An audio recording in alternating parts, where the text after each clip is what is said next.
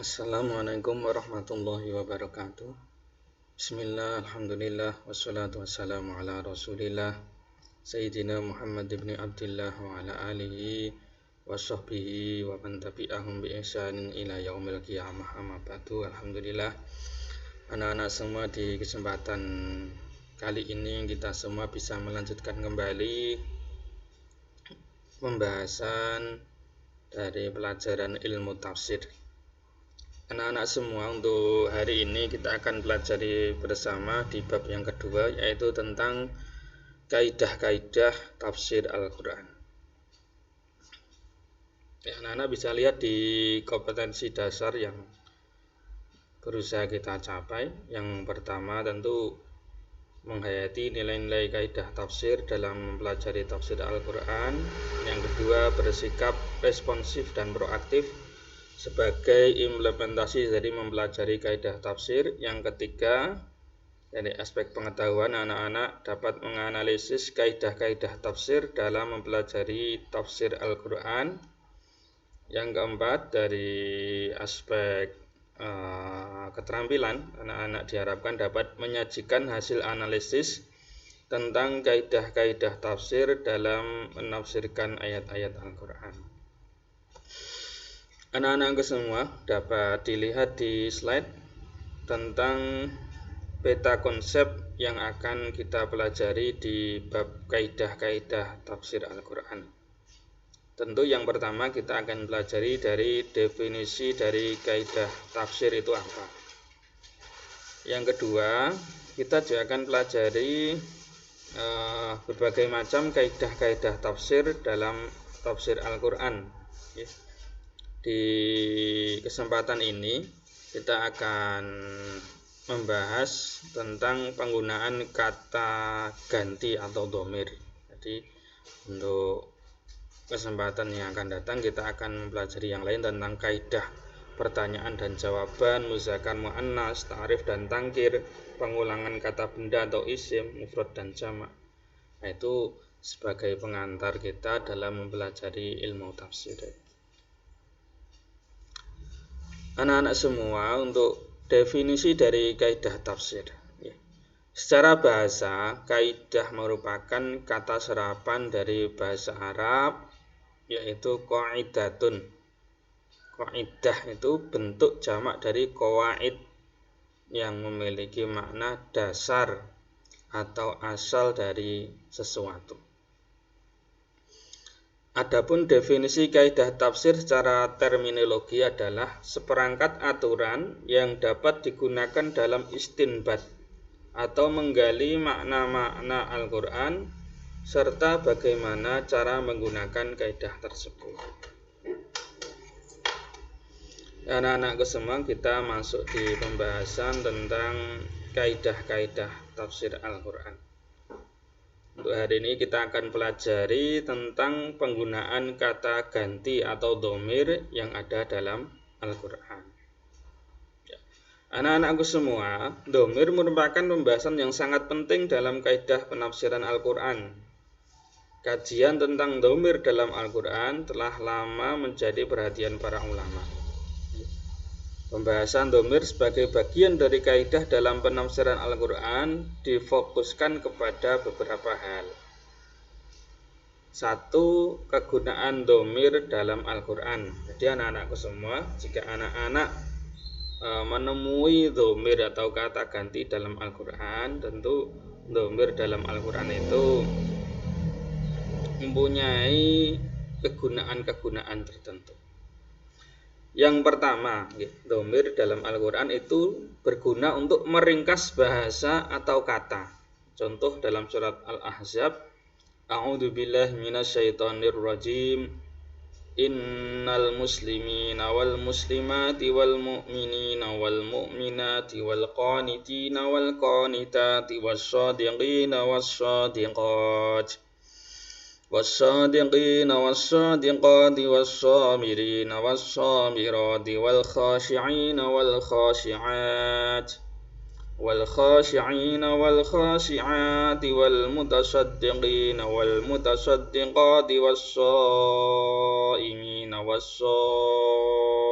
wassaimat was-shaimina was-shaimati wal hafizina furujahum wal hafidati wadz-dzakirina Allaha katsiran وَالذَّاكِرِينَ اللَّهَ كَثِيرًا وَالذَّاكِرَاتِ أَعَدَّ لَهُم مَغْفِرَةً وَأَجْرًا عَظِيمًا. Anak-anak semua dapat perhatikan di slide. Ada dhamir hum di lafadz a'adda lahum. Dhamir hum kata ganti jamak mudzakkar ghaib. Di sini menggantikan 20 isim yang terdapat di kata-kata sebelumnya. Jadi innal muslimin wal muslimat ila akhirat ayat sampai wadzakirat itu kalau di jumlah ada 20. Di sini diganti hanya dengan menggunakan kata dhamir hum. Jadi tidak perlu diulang lagi. A'addalal muslimina wal muslimat a'addala lil muslimina wal muslimat wal mu'minin. Kalau tidak menggunakan dhamir hum itu nanti ayatnya jadi sangat panjang. Jadi a'addalil muslimina wal muslimat wal mu'minina wal mu'minat wal munafiqin ila wadzakirat. Itu kan jadi sangat tidak efektif. Jadi yang pertama, penggunaan dhamir dalam Al-Qur'an itu meringkas bahasa atau kata. Yang kedua, anak-anakku semua, dhamir dalam Al-Qur'an juga berfungsi untuk memuliakan madlul dhamir. Madlul dhamir itu adalah marji' dhamir atau kembalinya dhamir tersebut. Jadi kembalinya dhamir maksudnya dhamir kata ganti itu dimaksudkan kepada siapa.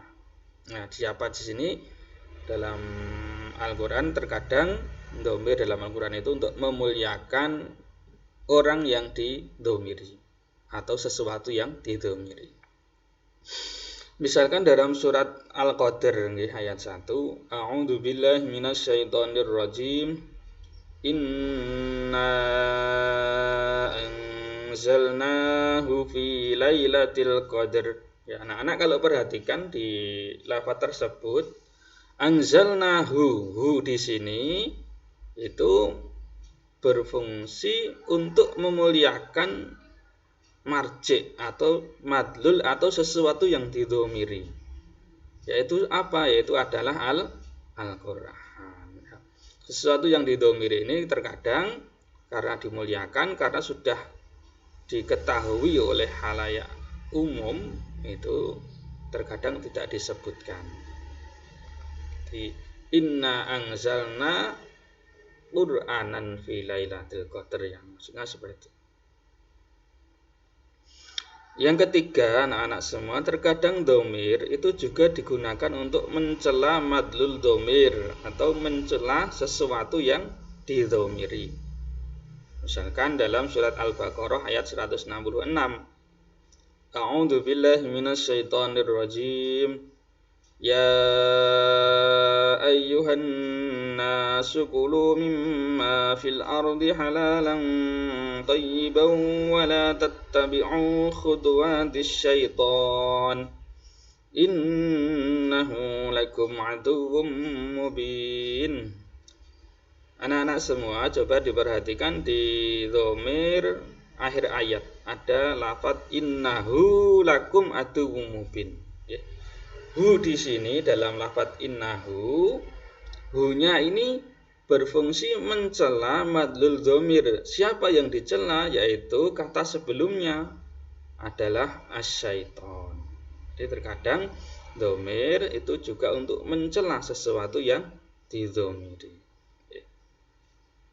Wala tattabi'u dan napa niku wala tattabi'u khutuwatis syaiton. Di asyaiton di sini itu didhamiri dengan innahu. Hu-nya itu mengandungkan asyaiton yang berfungsi untuk mencela. Ya. Kalau yang pertama tadi anak-anak adalah kegunaan dhamir dalam Al-Qur'an.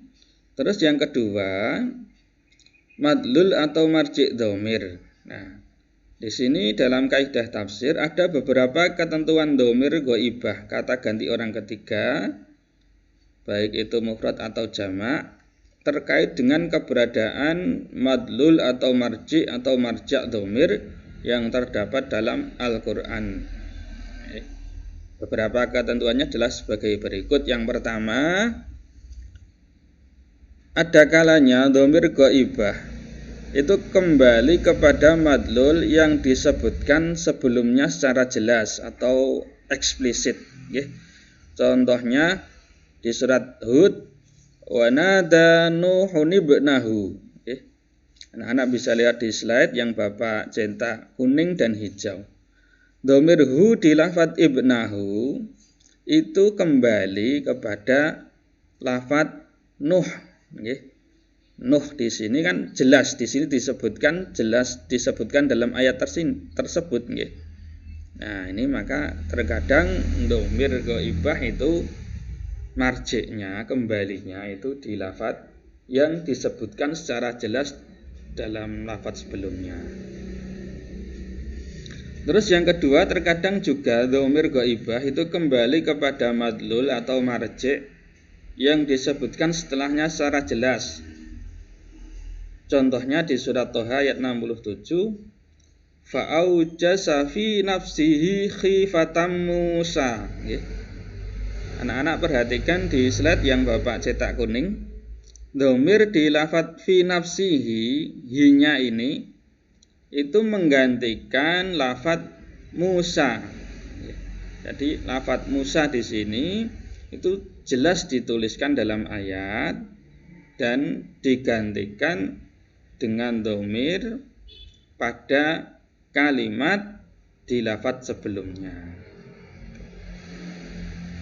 Terus yang ketiga, anak-anak semua, terkadang dalam kaidah tafsir dhamir ghaibah kembali kepada madlul atau marji' yang disebutkan secara implisit. Jadi kalau dua yang atas tadi secara eksplisit, secara jelas, kalau yang ini secara implisit atau dikira-kira pada kata sebelumnya. Nah, madlul atau marji' yang dimaksud di sini adalah masdar yang ditakwil dari fi'il yang disebutkan sebelumnya. Contohnya di surat Al-Maidah ayat 8, A'udzu billahi minasyaitonir rajim. Ya ayyuhalladzina amanu kunu qawwamina lillahi syuhada'a bil qisti wa la yajrimannakum syana'anu qaumin 'ala alla ta'dilu. I'dilu huwa aqrabu littaqwa wattaqullah innallaha khabirum bima ta'malun.